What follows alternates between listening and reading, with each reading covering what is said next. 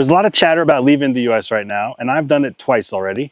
So I thought this might be a good time for me to talk about how I retired early, left the US, moved back to the US, and then left the US again. And I wore my America hat to make sure that you know that this is not a video bashing America. But sometimes you might have more opportunities and find a better life outside of the US. So let's talk about it right now.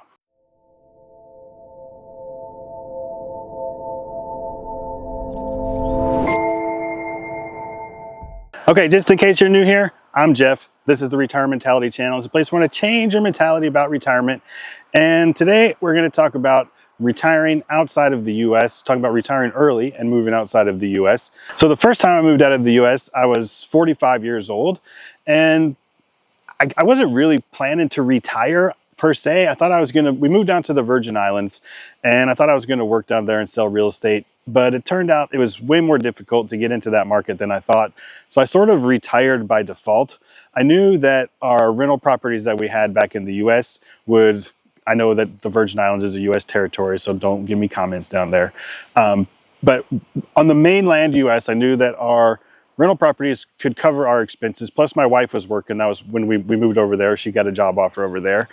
And the reason that we moved in the first place was not for political reasons or because she got the job offer, like she was seeking a new job.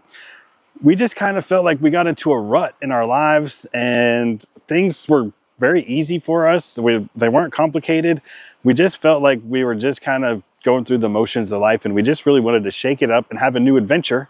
And so, you know, my wife came home from work one day and she was just like, oh my God, I never thought I would be in the US for 10 years. And she had a bad day at work, and she was just like, she's a school teacher and the kids were bad. And she, you know, like I said, we felt like we were in a rut. And I was like, lady, you've let me do enough crazy shit. It's your turn. What do you want to do? She's like, I want to put out some resumes and see if I could get a job offer somewhere exotic. I said, okay, do it. So she did. And St. Thomas was the first place that offered her a job. And we took it and we moved down there, and we didn't do a lot of research. And we got there and we loved it. And a couple of things we learned in your first 6 months is kind of the honeymoon phase. And then a lot of the, you know, wherever you go in the world, there's pain in the ass things, bureaucracy, you know, and St. Thomas, you know, you had to go to 3 different grocery stores to go shopping, and anything you had to do with the government takes 3 days. And there's a lot of pain in the ass factor down there. The power goes out all the time. So kind of the first 6 months is like the honeymoon phase of moving somewhere like totally different out of the country. And then the honeymoon phase kind of wears off, and then you're kind of like, oh my God, what did we do? Like the power goes out, the AC, the power bill was $600 that we didn't expect. And there's a lot of things that you're just like, oh, maybe this wasn't such a good idea. And then after about a year, you kind of settle into it, and either you love it or you hate it. And that's where most people leave after their first year. We stayed for 3 years down there in St. Thomas, and we did love it down there. The reason that we left was we just kind of got to a point where it was so expensive.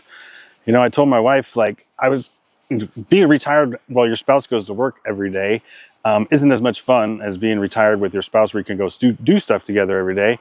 So I told her, I was like, you know, we can stay here as long as you want. We can afford it. We're not going backwards. We're not going forwards. We're just kind of breaking even here.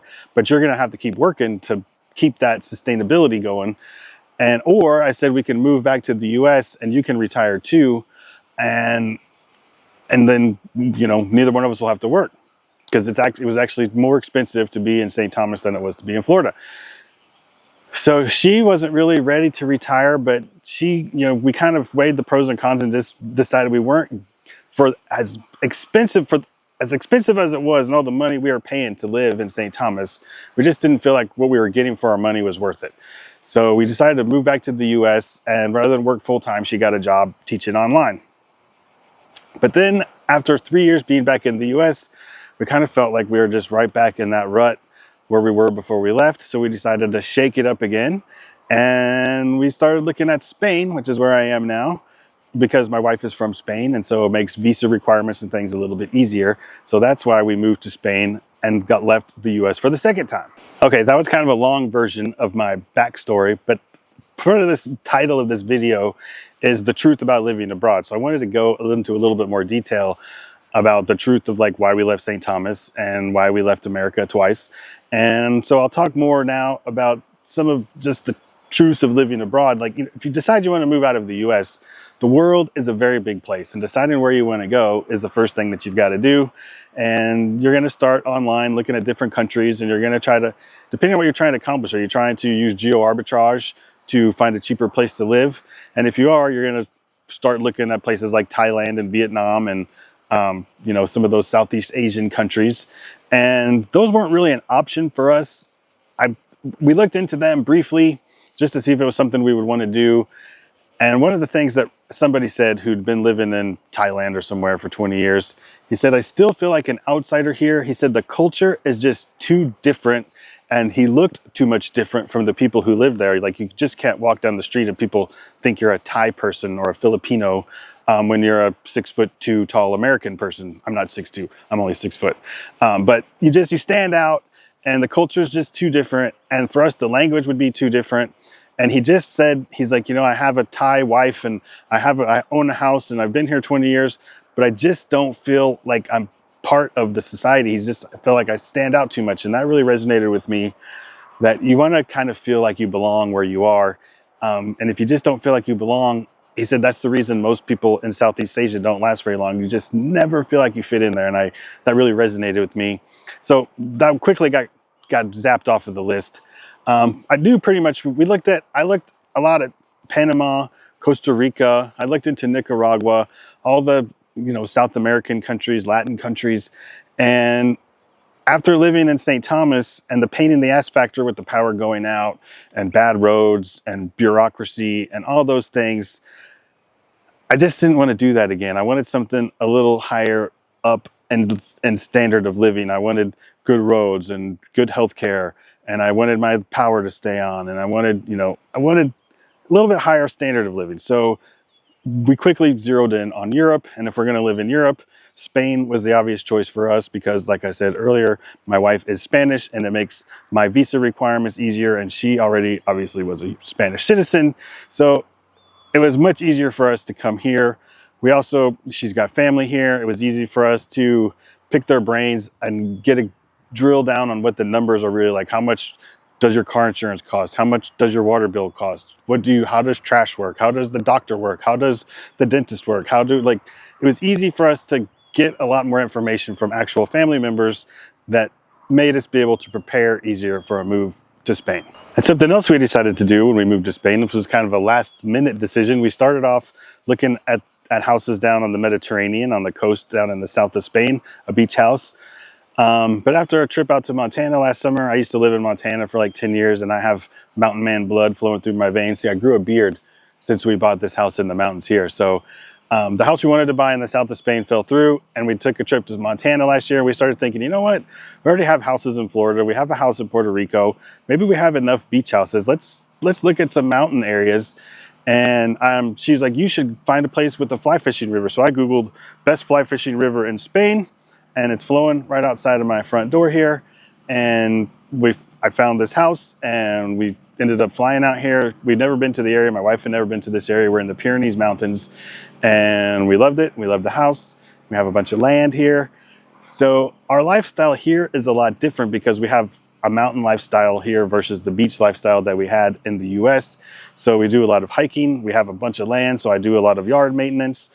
And so we're a lot more outdoorsy, and we're getting a lot more exercise. And for now, we're only spending the summers here. We're not sure if we want to spend the winters here or not. So we're going to go back to Florida for the winter, at least for this year. We'll see how next year goes. But as far as our lifestyle, it's a lot different here, and I feel more relaxed here. I'm communing with nature a lot more. Most people, when they think of moving to Spain or to Europe, they think of living in a city and not having a car and walking everywhere and doing the city life. But we stayed in a couple of towns we thought we could live in, and they were so noisy and just too busy, and I just don't feel like I would feel relaxed living in a city, even if it's a slower pace of life and you can have a 2-hour cup of coffee in the morning and a 3-hour lunch in the afternoon and go out for tapas and wine at midnight like they like to do. I just felt like this mountain lifestyle was more conducive for me. But one of the things where we live here, There's not a soul that speaks any English here, and my Spanish is very minimal. So without my wife, I wouldn't be able to do this. I wouldn't be able to function. We had the electrician here putting new lights on the front of our house yesterday. He spoke a little English. I think me and the electrician could have got the job done, but the bug guy who came didn't speak any English. Who else have we had out here to the house? Like all the paperwork we had to do to buy the house, the realtor didn't speak English, the attorney didn't speak English, the lawyers, nobody spoke any English. So it would have been impossible. The people at the city hall where we had to register the house and pay the taxes, none of those people spoke any English. So we're in a small little village area here in the mountains, so nobody speaks English here. If you want to go somewhere like Valencia or Malaga or somewhere, you're more likely to find English speakers.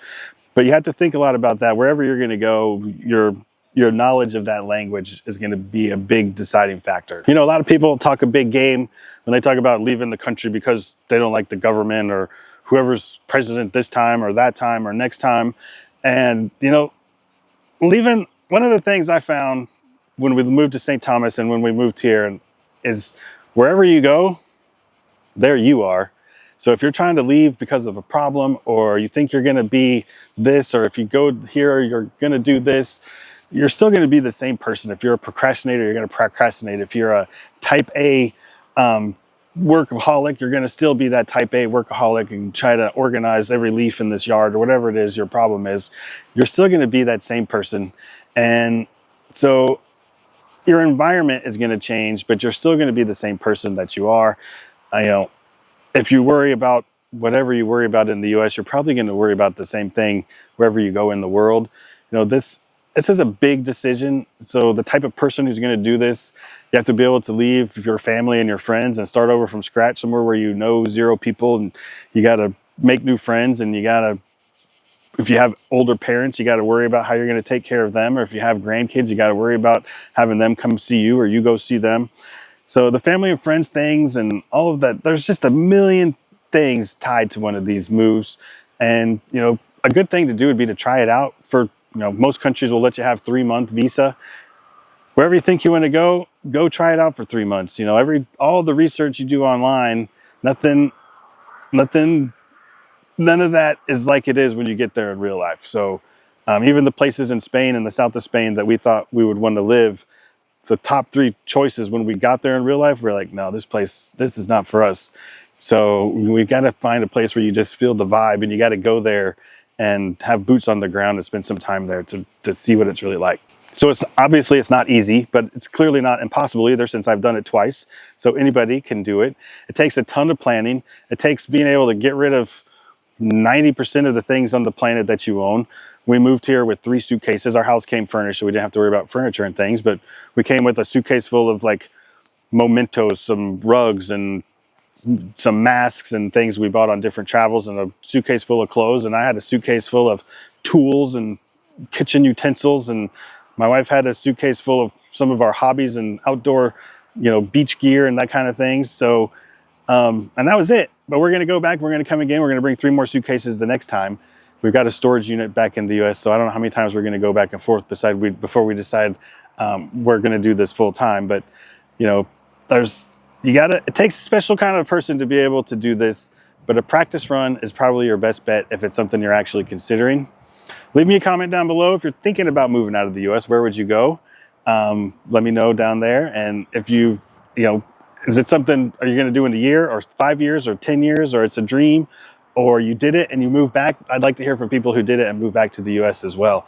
So I hope maybe you got some good information out of this. If you did, give me a thumbs up down there, subscribe to the channel. And if you like this video and you're curious about houses in Spain, you can go watch this video. And these are 4 of the houses I toured when we were house shopping back in January before we bought the house that we're in now. Thanks for watching. I'll see you in the next video.